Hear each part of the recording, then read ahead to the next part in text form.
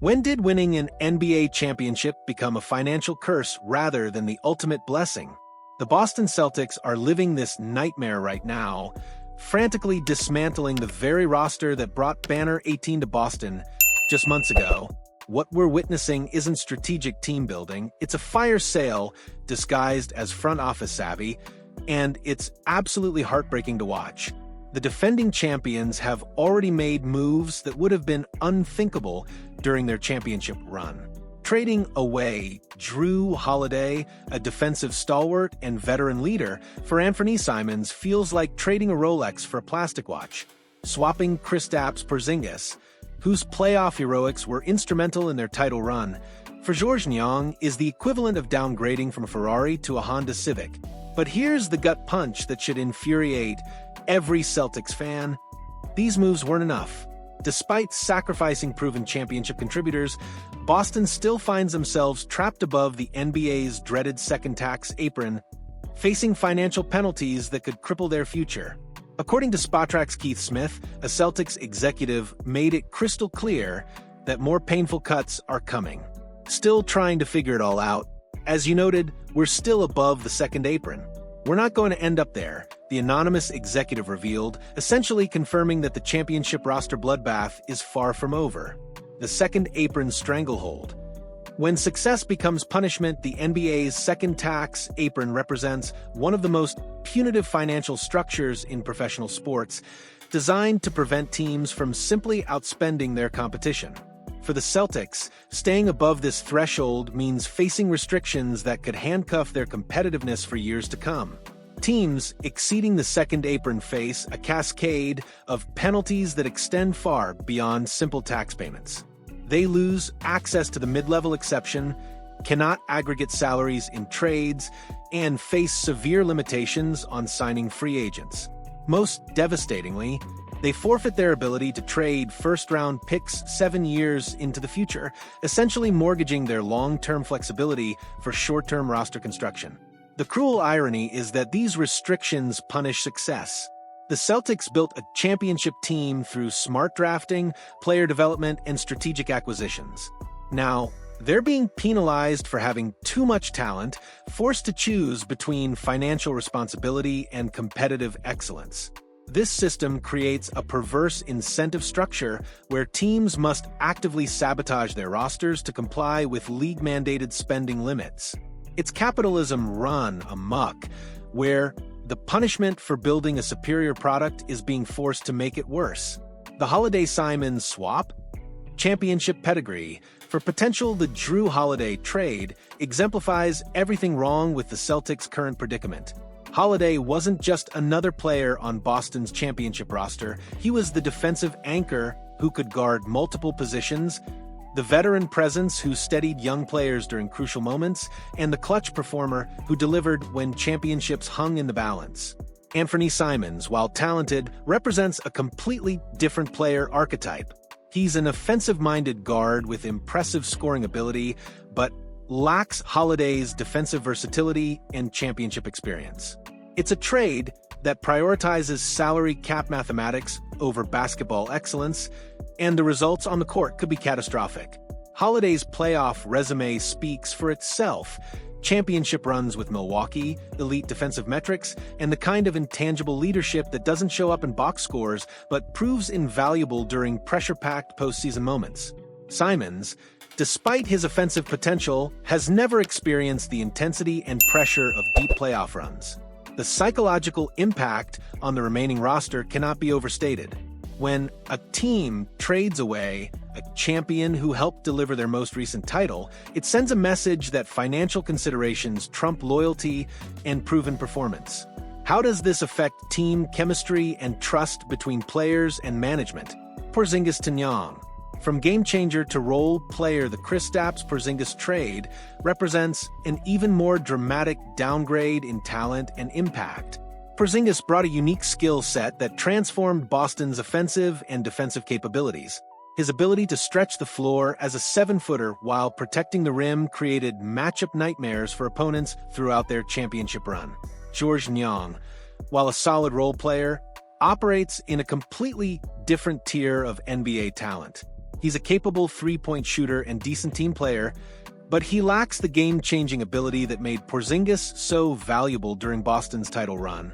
This isn't roster optimization, it's talent subtraction forced by financial constraints. The timing makes this trade particularly painful. Porzingis finally found his niche in Boston after struggling with injuries and consistency issues earlier in his career. He was healthy, productive, and seamlessly integrated into their championship system. Trading him now feels like selling low on an appreciating asset. Consider the message this sends to future free agents and trade targets.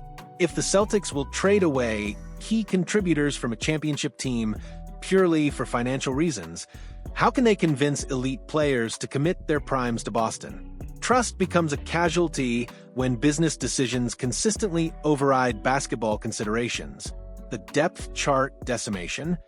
More cuts coming. The anonymous executive's comments to Keith Smith reveal that Boston's roster reconstruction is far from complete. Despite the significant moves already made, they remain above the second tax apron, meaning additional players must be sacrificed on the altar of financial compliance. The recent signings of Luka Garza, Josh Minott, and Hugo Gonzalez, all minimum salary players, somehow push the Celtics over their desired threshold. This highlights just how precarious their financial situation has become, where even bargain basement additions create compliance issues. The executive statement that more moves are coming should terrify Celtics fans. Which proven contributors will be next? Sam Hauser, whose three-point shooting provided crucial spacing during their championship run.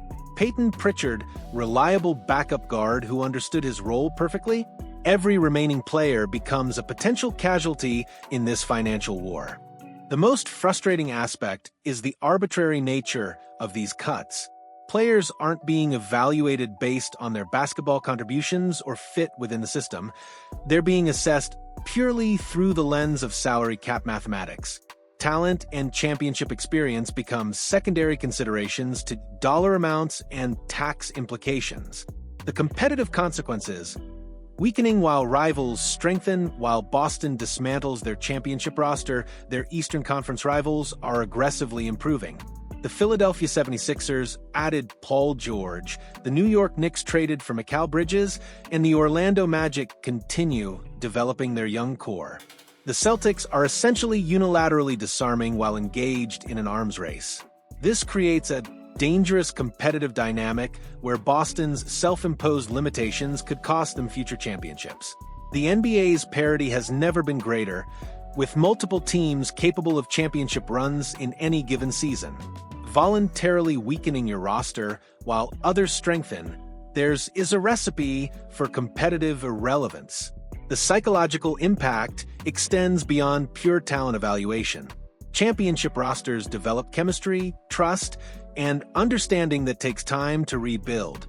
By constantly shuffling personnel for financial reasons, Boston risks destroying the intangible elements that made their championship possible in the first place. Consider the learning curve for new players entering this system. Simons and Young must quickly adapt to Boston's defensive schemes, offensive sets, and cultural expectations, all while replacing players who already mastered these elements. Integration takes time that competitive teams can't afford to waste. The long-term vision, building sustainability, or creating mediocrity. The Celtics front office would argue that these moves create long-term sustainability by avoiding crippling luxury tax payments and maintaining roster flexibility. They contend that short-term pain enables future competitiveness by preserving financial resources and trade assets. However, this logic assumes that future roster construction will be more successful than their current championship team. Given the difficulty of assembling championship-caliber rosters, trading away proven winners for financial flexibility represents an enormous gamble on uncertain future outcomes. The NBA's competitive landscape also argues against this conservative approach. Windows of championship opportunity rarely remain open for extended periods, and the Celtics have core players like Jayson, Tatum, and Jaylen Brown entering their primes. Wasting these peak years for financial flexibility could prove catastrophically short-sighted. The second apron restrictions also limit future flexibility in ways that could negate any financial benefits. Without access to key trade exceptions and draft pick flexibility, the Celtics might find themselves unable to capitalize on future opportunities despite their current financial discipline. Fan frustration. The emotional cost of financial engineering for Celtics fans watching this roster deconstruction feels like a betrayal of the trust built during their championship run. These aren't abstract salary cap moves, they're the dismantling of emotional connections formed during the most successful season in recent franchise history.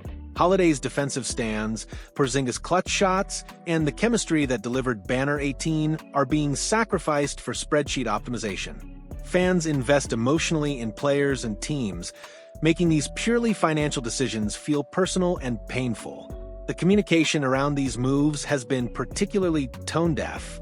Rather than acknowledging the difficulty of these decisions or showing appreciation for departing players' contributions, the messaging focuses on financial necessity and future flexibility. This clinical approach ignores the emotional investment that makes sports meaningful. The ultimate question, championship standards versus financial responsibility, the Celtics find themselves confronting the fundamental tension between championship ambition and financial responsibility. Their current approach prioritizes long-term stability over short-term excellence, betting that future flexibility outweighs present talent. This philosophy represents a dramatic shift from a mindset that delivered their recent championship. That team was built through aggressive moves, calculated risks, and a willingness to pay premium prices for premium talent. The current approach feels diametrically opposed to championship-building principles.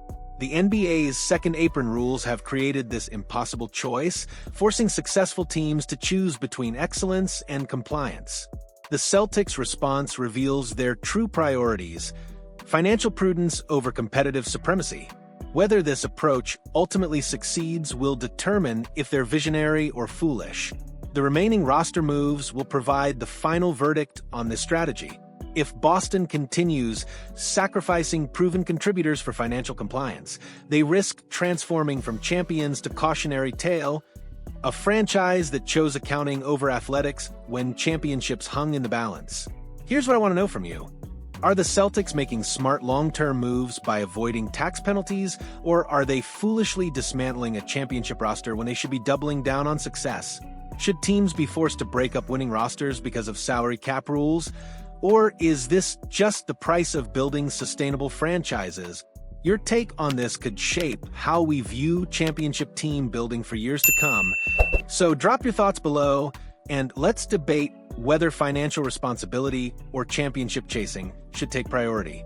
Hit that like button if you think this breakdown opened your eyes to just how ruthless the business side of basketball can be.